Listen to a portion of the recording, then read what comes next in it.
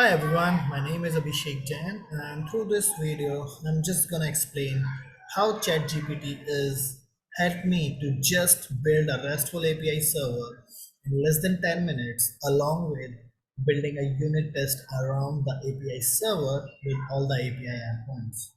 Right. So let's get into the demo part to see how actually it helps. Right. So I think I'm just assuming that whosoever is watching this video, they are aware what the chat GPT is, right? So this is how the chat GPT looks like. And this is the very first question which, I asked to the chat GPT. What is RESTful API server and how to write one in a Python? So basically I'm just asking chat GPT to tell me what is RESTful API server and how can I build my own RESTful API server in Python, right? So this is what I got it, and this looks very abstract, very concise, and very easy to understand, right?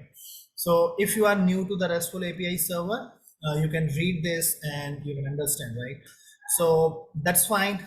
The important part is, it is helping, to just let us know what all, libraries in the framework which we can use in a Python program, right? So for example, to write a RESTful API server in Python, you can use various frameworks such as Flask, Django, and Fast API, right?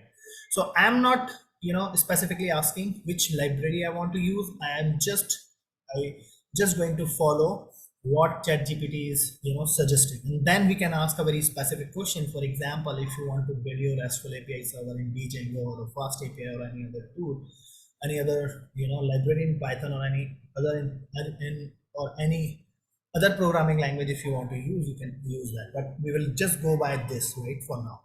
Okay. So this is, if you are having any kind of experience on Python programming, so you have to first install, the target library which you want to use. So here we are using a Flask, as per the suggestion. So this is what, says. So you have to just copy, and I'm using a PyCharm as a ideally for me, right? And I just follow the same step blindly, right? So here you can see, once you create a new project in PyCharm, so I just, copy paste. I'm not using any of my knowledge in Python. I'm just blindly following what ChatGPT is giving me, right? So pip install Flask, right? Then it just install that library, okay? And then it says that create a new file API underscore server dot py, so let's go. So here I just created this Flask based server, and here I just put app server API. The only change which I have done is, rather than using a API underscore server dot py, I just use app underscore server dot py, right? And then I just copy, this line, this line, and this code which is actually representing a get endpoint, then this code which is actually representing, the post request, right? Then what I have done is I just copy pasted. I have not used any of my knowledge, then, I just did this, and this is how it looks like. You can see on the screen. It's just a simple copy paste from what ChatGPT has suggested, right? So it's same. You can also do the same thing if you want to follow along with this video, right? Now, there is, if you just see, there is no mentioning that once we have this code written, right, how we can run it, right? So then I asked the question, how to run the code suggested in the last response, right? You can, I mean, it's completely up to you. I mean, what kind of question you want to ask, where you have a doubt, you can write that and you can just ask them. So the gist here is that whatever situation you are in, you have to just ask to the ChatGPT, and ChatGPT is going to respond, right? To run the code for the Flask RESTful API server, follow these steps, right? Here we are getting a redundant not a redundant information, but it says that you have to install the Flask. It is assuming that you don't have a Flask and you just got a code. So sometimes you have to be a little careful. You cannot blindly follow the ChatGPT, I know for sure, because once you have enough experience in using ChatGPT, you will just realize by yourself, right? This is the line which is more important, which says that Python API underscore server, right? So this is what you have to run, right? Again, you have to make changes because I haven't used API underscore server.py, but my file name is app underscore server.py, right? So once you have that, then you can see, this is the message which you're gonna get, so I can show you that because I have done it, right? And I can rerun that. Warning you can ignore for now, right? It's saying that. Then, you can easily follow this, right? It's saying that, if you want to hit the get endpoint, you have to copy and you can paste this, right? So I can copy this code, and if I just hit this, it's going to give me the result, right? Which is name. I mean, you can understand the code. I mean, I can do that, but this is not a nice code to explain the Python program, because this video is more intent towards how the ChatGPT is actually helping us to learn the new concept and just resolving the problems which we are getting, right?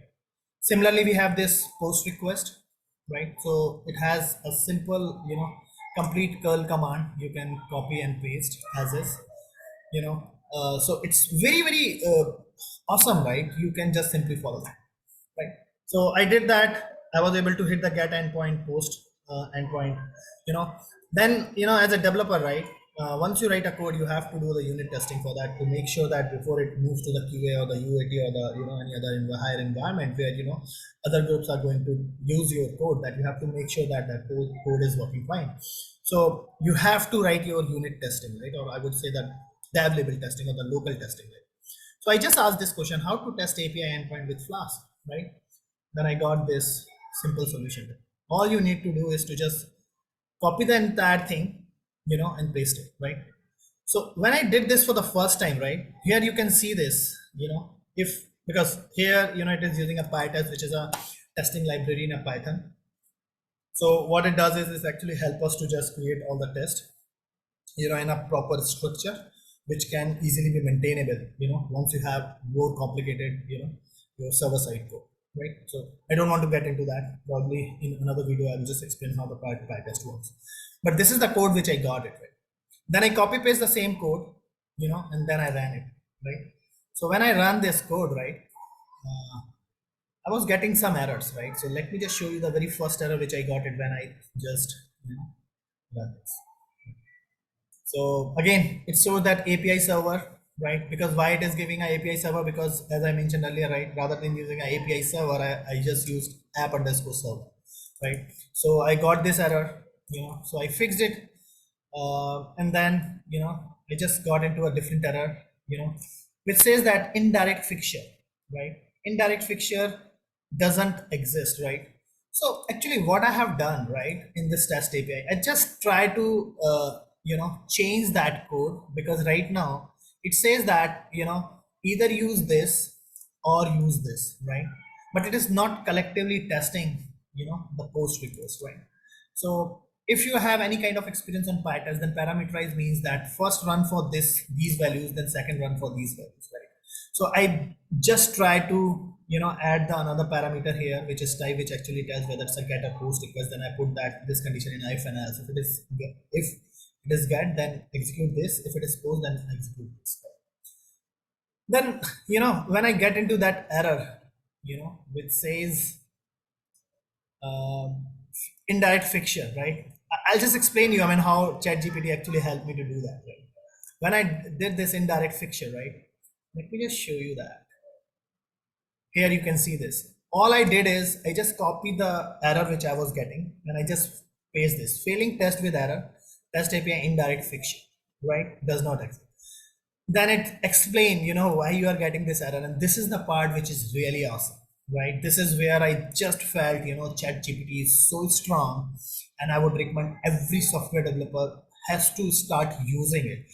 I'm not sure, I'm not saying that it is going to, help you in all your bugs you are getting, especially when you have a very complicated, code running in a production. But if you are starting, and if you have a very simple level of code, and if you want to debug with ChatGPT, it's really handy, and most of the time it is going to provide you the very precise pointer, which is very hard to get in Stack Overflow or any other bug resolving websites. So it's very hard. So if you are going to explore it, you may end up in spending hour and hour, right? But here you can just keep asking question to the ChatGPT, try what he's suggesting, and then you can just paste, okay, you try this suggestion, but still you are getting that, right?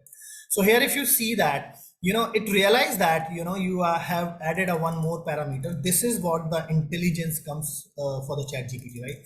I did that, but I didn't mention that I'm using a get. All I did is I just pasted the error I was getting, and then it realized that you have changed something in the suggested code because now I have added this type of a request. And then he just suggested this solution, right? And then I copy pasted that and I ran it, and then it works fine. So it didn't run fine because when I copy paste this part, it is actually giving me one more error. Let me just show you that error. And that error was because this indirect fixture error was just resolved by that, but now we were getting into this error which says that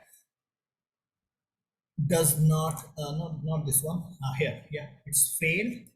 And here the error is, it says that you are trying to assert 201 as a response code with 415. And if you just see the code which this ChatGPT has suggested, with saying that okay, this for post request you are going to get the response code as 201, whereas as per the error you are getting 415, right? So what I have done is I just copy paste the same error. Here you can see post request is failing on assertion, as it is receiving 415 instead of 201, right? So then it realized, where you are making a mistake, right?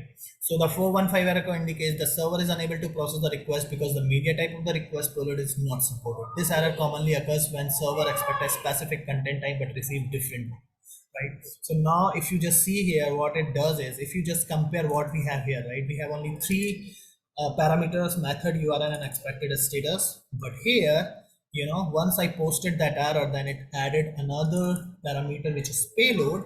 And if you just see here, for get request it is none, but for the post request it's actually feeding in a proper data which is required for post request to get processed, right? And then this client open here again, it just passing this payload as a JSON, right? So this is the difference, right?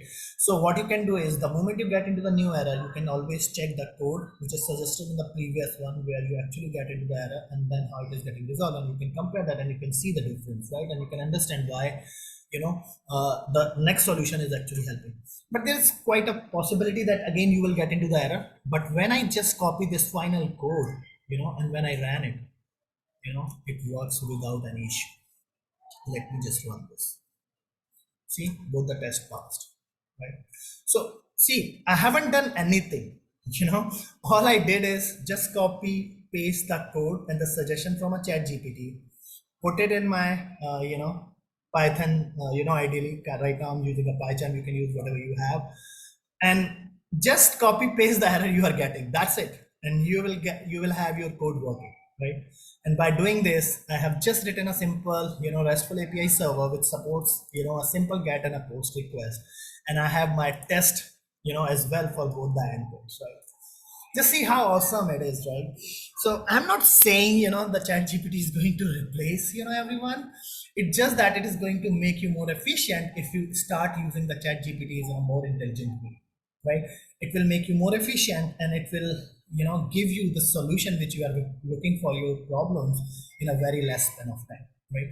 I really like this chat GPT, and I really think that going forward it would be a very good for all the software developer. I'm not saying it is only for the software developer, but I have used ChatGPT only for the software developers. I haven't used for the other purposes, but I am 100% sure the way it is responding and the way it is providing a solution, it's really awesome, and it is going to help everyone, whether he is a software developer or not, right? So if you want to use this in a different area, you can use that, and I'm 100% sure it is going to help you a lot, right? So that's pretty much it for this video, because this video I just started to give you a little bit of sense, if you want to use the chat GPT as a beginner, I mean, how you should start using it, right? And probably in a next video onwards, what I'm going to do is I'm just going to define a use case for which I want to use the chat GPT to build a solution for me. And I'm not going to use any of my knowledge. I will be completely relying on a chat GPT to have that use case converted into a proper solution. That's it from my side. Thanks for watching this. If you have any feedback or suggestion, please feel free to put that into the comment section. And if you have any specific uh, request which you want me to cover, like, I mean, how ChatGPT can help to help you on that particular area, I would love to build a video on that. So until next week, stay safe, stay healthy, and keep watching my videos. And please don't forget to subscribe. I mean, if you really like and if you feel that you would get benefit out of these videos, so please feel free to subscribe and put the notification icon so that you will also get a notification once I publish any new video. Thanks for watching this once again. Thank you.